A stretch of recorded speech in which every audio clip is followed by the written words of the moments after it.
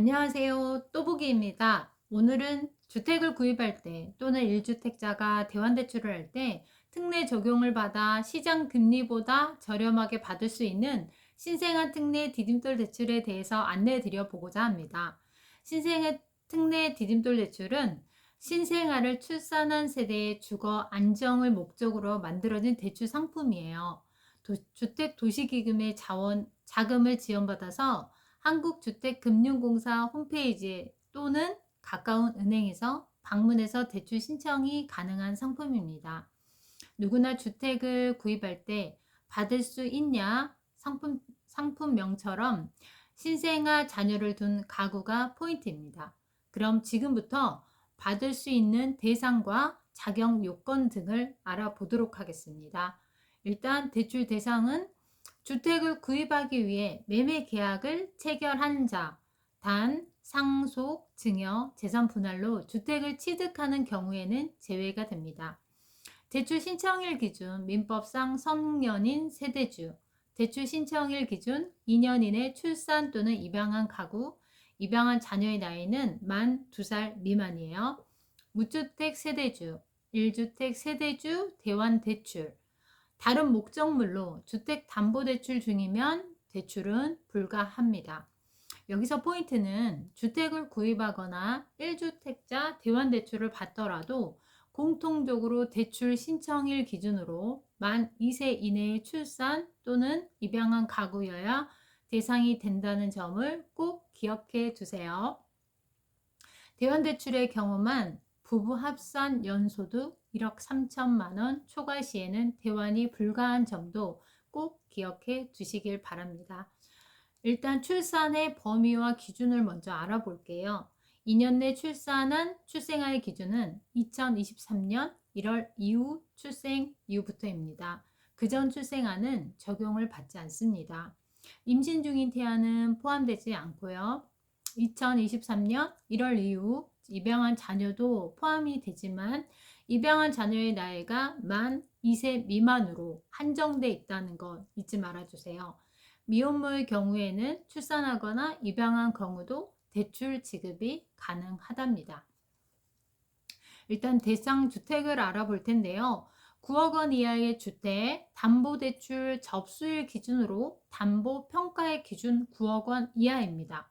주거 전용 면적이 85제곱미터 이하 주택, 수도권을 제외한 도시 지역이 아닌 읍이나 면 지역은 100제곱미터 이하 주택을 말합니다.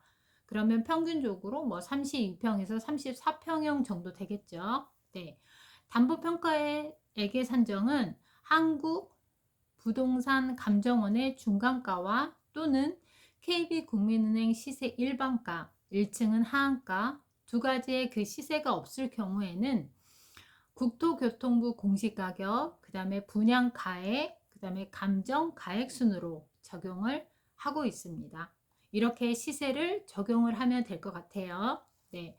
그리고 모든 분이 해당하는 것은 아니고요. 소득의 제한이 있습니다. 소득의 제한은 외벌이인 경우 연간 총소득액이 1억 3천만 원 이하 가능하고요. 부부의 합산소득 산정 시에는 각각 소득이 발생하는 경우에는 부부 합산소득이 2억 원 이하인 경우에 가능합니다. 단 각 1인의 소득이 1억 3천만 원 이하여야 가능하다는 거 잊지 말아주세요. 혼인신고를 하지 않은 미혼모의 경우 신생아의 기준은 가족관계 증명서상 등재된 부모의 총소득을 기준으로 가능 여부를 확인할 수 있습니다. 그리고 가장 중요한 거 신용점수, 또 신용도는 어떻게 보는지도 궁금하시죠? 신용정보회사의 개인평가, 신용평가가 일정 점수 이상인 경우에 가능합니다. 여기에서 대출이 모든 분이 다 가능하신 건 아니고요. 대출이 불가능한 경우도 있습니다. 불가능한 경우는 연체나 대위변제, 대지급, 부도, 관련인 정보에 등재된 경우, 또 금융질서 문란한 정보가 있다거나 공공기록정보, 특수기록정보에 등재된 자, 신용회복 지원에 등록된 자, 이런 분들은 대출이 불가능할 수도 있습니다. 부부에 대해 금융기관, 대출 신청하는 은행의 내부 규정상 대출 제한을 받을 수 있는 사유가 있는 자는 또한 대출이 불가할 수도 있다는 점, 이것도 잊지 말아 주세요. 가장 중요한 대출 한도에 대해서도 알려드리겠습니다. 대출 한도는 LTV, 대출 비율 70%에 생애 최초인 경우에, 생애 최초로 내 집 장만을 하시는 경우에는 LTV 80%, 부동산 가액의 80%까지 대출이 가능합니다. 여기서 최대 대출 한도는 5억 원 이내고요. 담보 인정 비율 LTV 70%, 생애 최초로 내 집 마련 주택을 구입하는 자는 LTV 80%, DTI는 총 부채 상환 비율은 60% 이내로 맞추면 대출이 가능하십니다. 여기서 정말 중요한 포인트가 있으세요. 모든 금융사의 대출을 받을 때는 지금 가계 담보대출을 받게 되면 DSR, 총 부채 원리금 상환 비율을 보게 되는데요. 이 자금은 DSR을 안 본다는 점, 정말 중요한 포인트입니다. 왜냐하면 가까운 주거래 은행 갔을 때 DSR이 오버가 되는데, 이 신생아 특례 디딤돌 대출을 받게 되면 나는 DSR이 오버가 됐는데도 대출이 가능하실 수도 있다는 거예요. 그러면 정말 이거는 정말 대박이 아닐 수가 없습니다. 일반 주택담보대출은 DSR을 보는데 현재 기준 은행권 40%, 보험사건 등 이금융권 50%를 보기 때문에 담보가 내가 정말 좋은 담보를 가지고 있는데도 소득이 부족하거나 기존 대출이 많아서 연간 원금이나 이자 상환액이 크다고 해서 대출이 거절되시는 경우가 많거든요. 그래서 그 DSR을 줄이려면 어떤 방법들이 있을까요?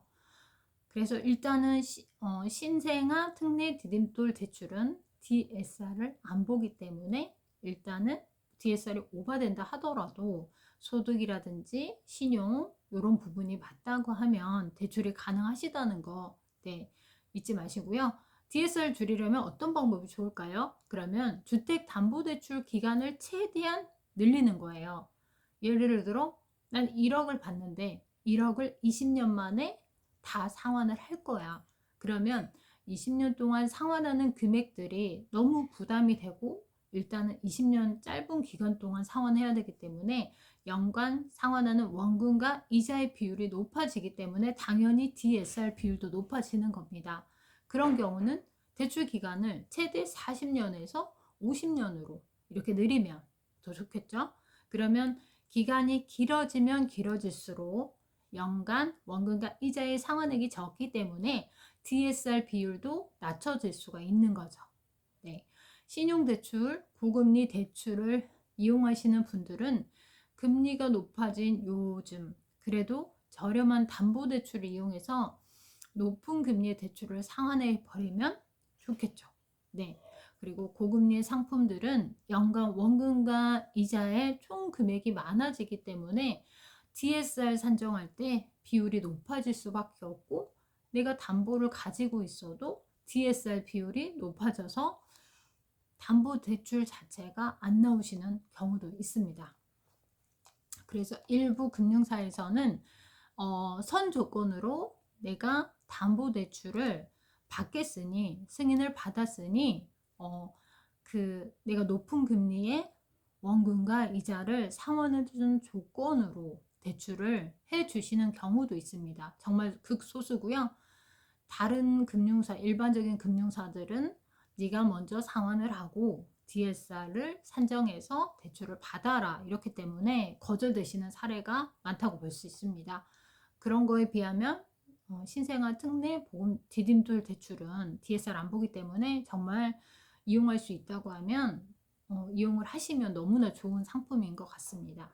그리고 상환 방법을 알아보겠는데요. 상환 방법은 비거치 또는 1년 거치, 1년만 이자 내는 기간 이렇게 하고 원리금 균등 상환, 원금과 이자를 균등으로 상환할 거냐, 아니면 원금을 동일한 기간 내에 매달 동일하게 낼 거냐, 원금 균등 분할 상환 또는 체증식 상환, 매달 이렇게 지금은 수입이 없지만 언젠가는 향후에는 수입이 많아질 거다 해서 점차적으로 상환 비율이 높아지는 체증식 상환을 할 거냐, 이거는 고객이 개인적으로 선택하실 수가 있고요.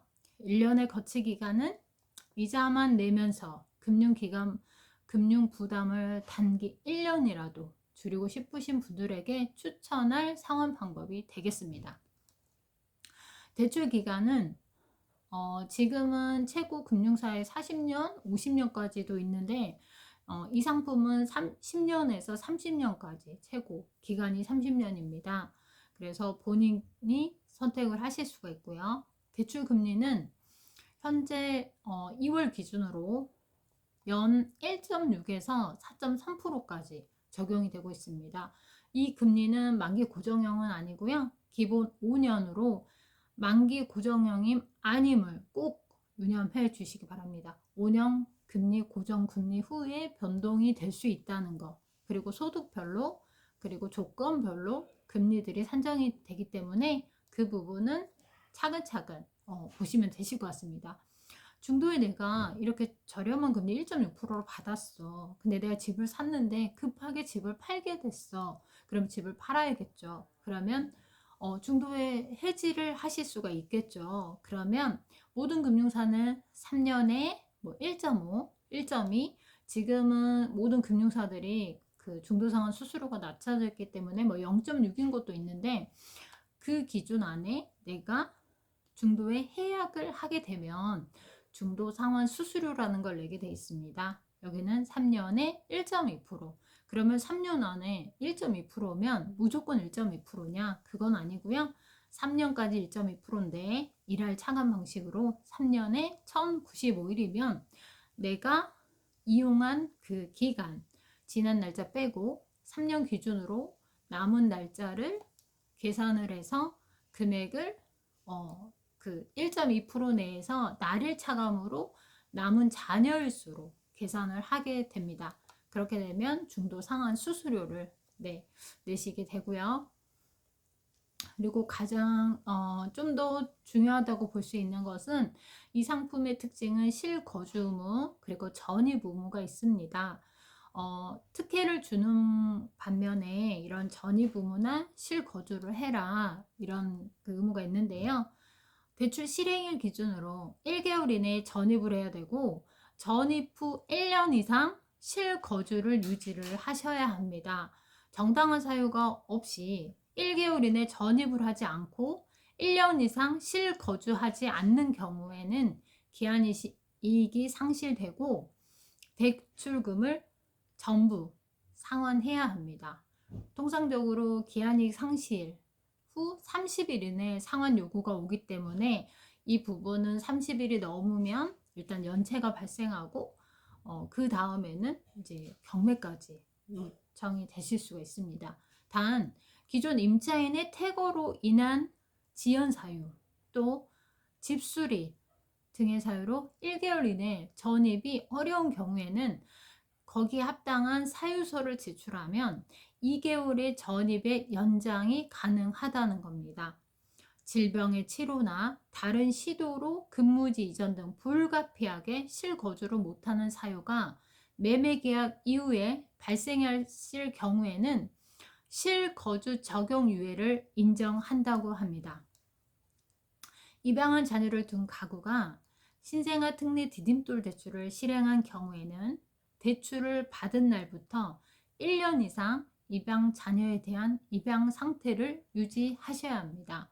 만약 입양 자녀의 파양으로 인해서 1년 이상 입양 상태 유지가 불가능한 경우에도 아까와 마찬가지로 기한이익이 상실되고 받은 대출금을 즉시 상환 처리하셔야 합니다. 이 부분도 기한이익 상실이 되면 30일 이내로 금융사에 상환 처리를 하셔야 됩니다.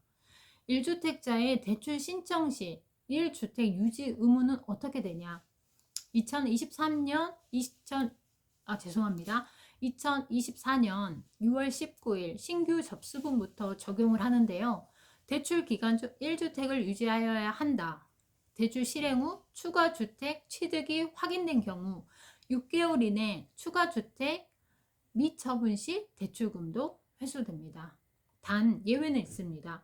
상속으로 인해 공유 지분을 취득하게 되는 경우 교통부 회신 받은 날로부터 3개월 이내 처분하면 되고요. 상속으로 인해 단독으로 주택을 취득하고 국토교통부 회신을 받은 날로부터 6개월 이내 처분을 하시면 되고요. 혼인신고 전에 배우자가 주택을 소유한 경우로서 혼인신고를 통해 합가한 자는 3년 이내에 처분을 하시면 되고요.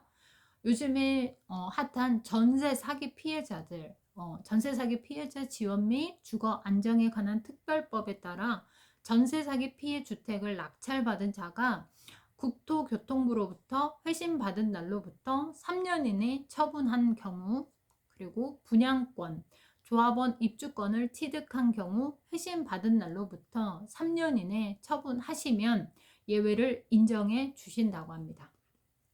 예를 들어 볼게요. 소득 부부합산 맞벌이 소득 7천만 원인 가정이 부동산 평가에 이 평가액은 KB국민은행 시세로 받습니다. KB국민은행 시세 6억 6,500만 원, 필요자금 3억 원, 대출 기간 30년, 출산한 지 1년 된 무주택 세대주의 주택 구입자금 용도의 대출 시 금리와 매월 불입금은 어떻게 되는지 알려드리겠습니다. 시세 6억 6,500만 원, 부부합산 소득 기준 6천만 원 초과에서 8,500만 원 이하 대출 기간 30년으로 했을 때 대출 금리는 연 2.7%입니다. 대출금 3억 원으로 연 2.7%로 계산하면 매달 납입하실 금액은 121만 6,793원이 되겠습니다. 현재 2025년 대출 시장의 금리는 평균 4%대 중반으로 보면 아주 저렴한 조건이 아닐 수가 없겠습니다.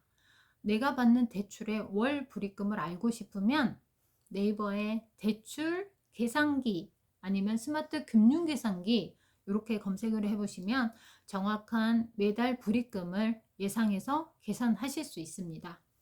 감사합니다. 또북이었고요.